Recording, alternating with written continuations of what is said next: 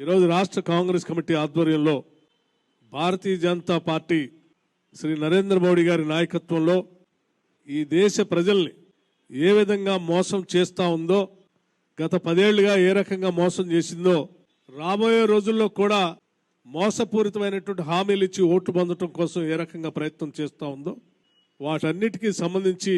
రాష్ట్ర కాంగ్రెస్ కమిటీ నాయకత్వంలో ఒక ఛార్జ్ షీట్ని ఈరోజు రిలీజ్ చేయడం జరిగింది. మిత్రులారా, మనందరికీ తెలిసిందే, నరేంద్ర మోడీ గారి నాయకత్వంలో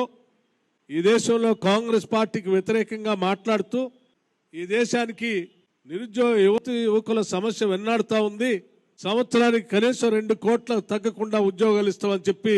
మోసపూరితమైనటువంటి హామీలు ఇచ్చి దేశవ్యాప్తంగా ఉన్నటువంటి యువకుల్ని 10 ఏళ్లు అధికారంలో ఉన్నా కూడా మోసం చేసి ఇంకా మోసం చేయడం కోసం ప్రయత్నం చేస్తూనే ఉన్నారు. పేదలందరికీ కూడా వారి అకౌంట్ తెరిచి 15 లక్షల రూపాయలు వారి అకౌంట్లో వేస్తామని చెప్పి వారిని కూడా మోసం చేస్తూ వచ్చారు. ఈ దేశంలో డిమానిటైజేషన్ పేరు మీద పెద్ద ఎత్తున నోట్లు రద్దు చేసి నల్లధనాన్ని అట్లాగే ఫేక్ నోట్స్ని బయటకు తీసుకొని వస్తాం, 3 మాసాల్లో వాస్తవ విషయాలు బయట పెడతామని చెప్పి 10 సంవత్సరాలు అవుతున్నా కానీ వాటికి సంబంధించినటువంటి సమాచారం అందించలేదు. మనందరికీ తెలిసిందే, కాంగ్రెస్ పార్టీకి సంబంధించిన యువ నాయకుడు రాహుల్ గాంధీ గారు భారతీయ జనతా పార్టీకి వ్యతిరేకంగా శ్రీ నరేంద్ర మోడీ గారు తనకు సంబంధించినటువంటి సన్నిహిత మిత్రులు క్రోనీ క్యాపిటలిస్ట్కి ఈ దేశ సంపదని దేశ వనరులు ఏ రకంగా దోచిపెడతా ఉన్నారో కన్యాకుమారి నుంచి కాశ్మీర్ వరకు పాదయాత్ర చేసి ఈ దేశానికి స్పష్టంగా చెప్పడం జరిగింది. వనరులన్నింటినీ కూడా ప్రజలకే చెందాలని కాంగ్రెస్ పార్టీ రాహుల్ గాంధీ గారి నాయకత్వంలో, ఖర్గే గారి నాయకత్వంలో పెద్ద ఎత్తున ఒక పక్కన పోరాటం చేస్తూ ఉన్నాం. దేశ ఆస్తులు, దేశ సంపద, ప్రభుత్వ రంగ సంస్థలు అన్నింటినీ తనకు సంబంధించినటువంటి క్రోనీ క్యాపిటలిస్టులకే దారాదత్తం చేస్తా అని చెప్పేటువంటి నరేంద్ర మోడీ గారి నాయకత్వం ఇంకో పక్కన నడుస్తూ ఉంది.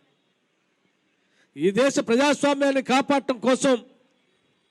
రాహుల్ గాంధీ గారి నాయకత్వంలో భారతీయ జనతా పార్టీకి వ్యతిరేకంగా ఈ దేశంలో క్యాస్ట్ సెన్సస్ చేసి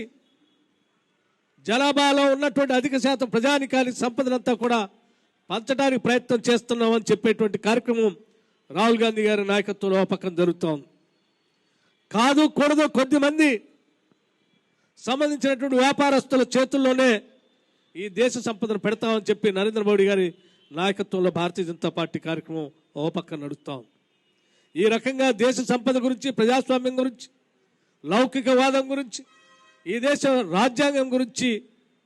జరుగుతున్నటువంటి ఎన్నికల పోరులో ఈ దేశాన్ని, రాజ్యాంగాన్ని, సంపదని, ప్రజలందరినీ కాపాడుకోవటం కోసం కాంగ్రెస్ పార్టీ ఒక పక్కన పోరాటం చేస్తూ ఉంది. ఈ దేశ సంపదని అట్లాగే దేశ జనాభాని విభజించి అల్లకల్లోలం సృష్టించి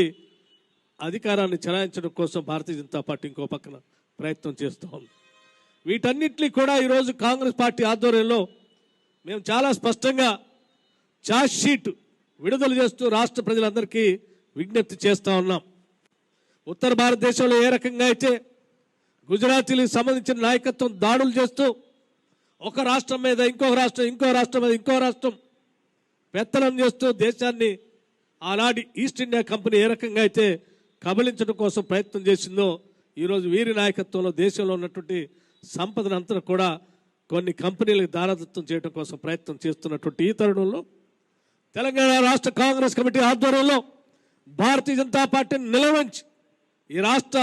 ప్రజాస్వామ్య విలువల్ని, సంపదని ప్రజలకే చెందేటట్టుగా పోరాటం చేయడం కోసం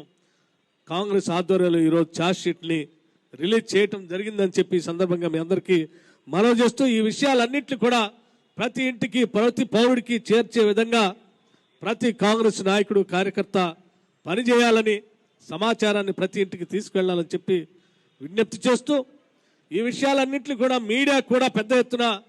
ఈ దేశ లౌకికవాదాన్ని, ప్రజాస్వామ్యాన్ని, ఆస్తుల్ని అన్నింటినీ కాపాడటం కోసం